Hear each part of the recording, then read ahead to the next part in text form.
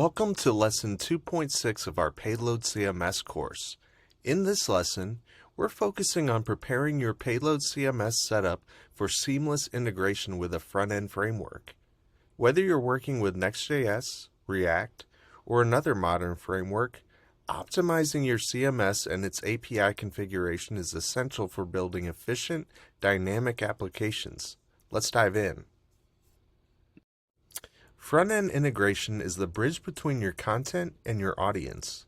A well-optimized CMS API ensures that your front-end applications can efficiently fetch and display the data your users need.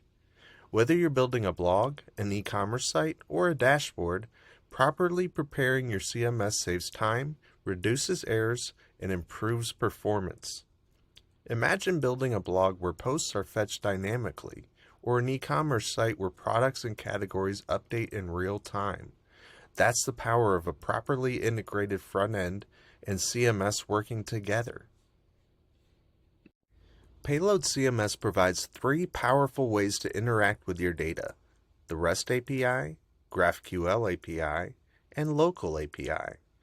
Each serves different use cases, so understanding them helps you choose the best tool for your project.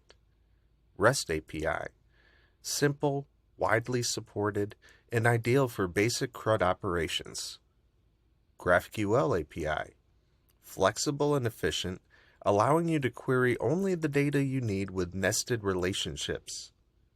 Local API, a game changer for modern React and Next.js 15 applications, particularly with the rise of server components. The Local API enables direct server-side access to Payload CMS without network overhead, which is perfect for fetching data in server components. This aligns with the new paradigm of bringing server-side functionality closer to the front end. For example, when using server components in the Next.js app, you can leverage the Local API to fetch data directly, bypassing the need for REST or GraphQL requests. This significantly improves performance by reducing latency and simplifying your architecture. The Local API is ideal for scenarios like seeding a database, creating admin tools, or performing backend aggregation tasks. By integrating it directly into your server-side code, you unlock the full potential of Payload CMS for modern web development. Payload CMS offers robust querying capabilities via both REST and GraphQL. Let's compare how you'd fetch a list of published posts. REST API. Use URL parameters for filtering and sorting, such as this. GraphQL API. Construct a query to retrieve only the fields you need, like titles and authors, along with nested relationships. Both methods are powerful, but GraphQL provides more flexibility by allowing you to tailor queries to your exact data needs.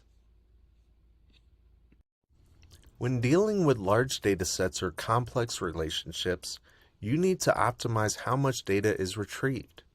Pagination breaks down results into manageable chunks, improving performance and user experience. For example, fetching 10 blog posts at a time reduces load times compared to retrieving hundreds at once.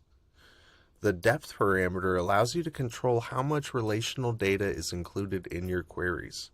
For instance, fetching a post with its author and comments involves a depth of 2, ensuring you get all the necessary information without excessive data.